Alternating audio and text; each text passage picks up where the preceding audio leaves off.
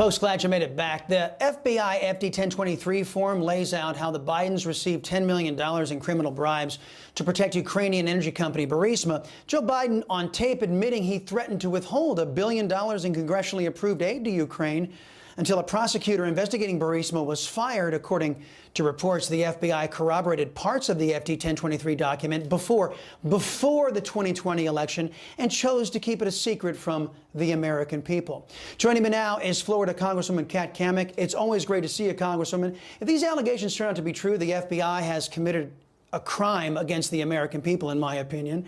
And this isn't the only example of permanent Washington apparently protecting Democrat illegality. Yet from the GOP, we see 20 House Republicans voting to protect Congressman Adam Schiff, who weaponized the Intelligence Committee against Americans. We see 18 Senate Republicans vote to fully fund Democrat lawlessness through a fake budget, the $1.8 trillion omnibus.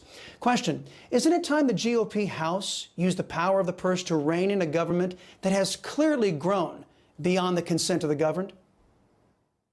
Listen, Chris, you and I agree 100% that this is government gone wild. Not only are we experiencing runaway spending, which is being paid for by you, me, and every other hardworking American in this country, but we have seen the evolution of a two-tiered justice system and the weaponization of the federal government against American citizens, everyday American citizens. But also now we see those in power using entities like the FBI, like the DOJ, against their political opponents.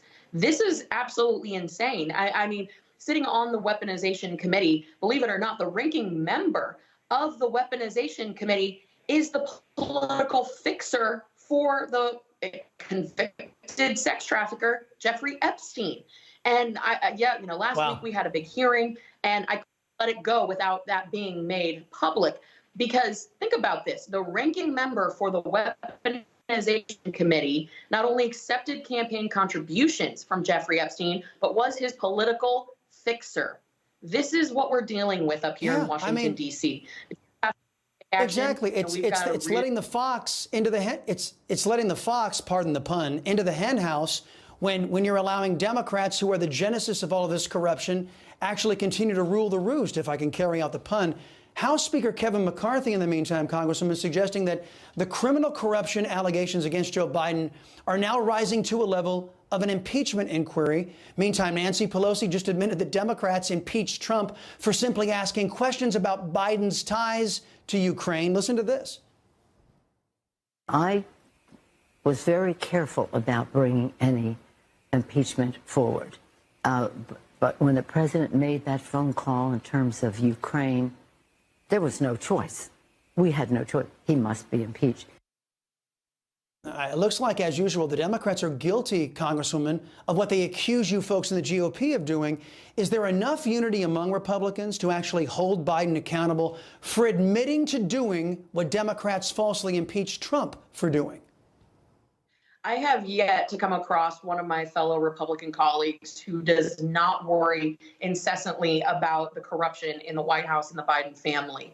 I think what you're going to see is a lot of people in the Republican conference pushing for more evidence, more disclosures, more whistleblowers to come forward. Because if you remember, they had this sham impeachment against President Trump over a phone call. And I think Americans saw how the impeachment process got weaponized. So Republicans, and I say this every day, we need to build an ironclad case that no one can dispute, no one. And we're getting there. You see the emails, you see the phone calls, the screenshots. We have the records. We have the former business associates coming forward. This is absolutely the highest level of corruption that we've seen in years, decades. I mean, the fact that there have been no serious coverage in mainstream media beyond conservative media is an absolute travesty. This has to be accounted for, and this will have implications for the 24 election if we don't take action to address the corruption and the collusion and the weaponization of government. Well, Congresswoman, those people that work up the dial from us, they're dedicated Democrats, not dedicated journalists. That's number one. And an impeachment inquiry would actually force them to have to actually report on some of this stuff. Congresswoman Cammack, thank you very much. Appreciate the time, as always, and the efforts.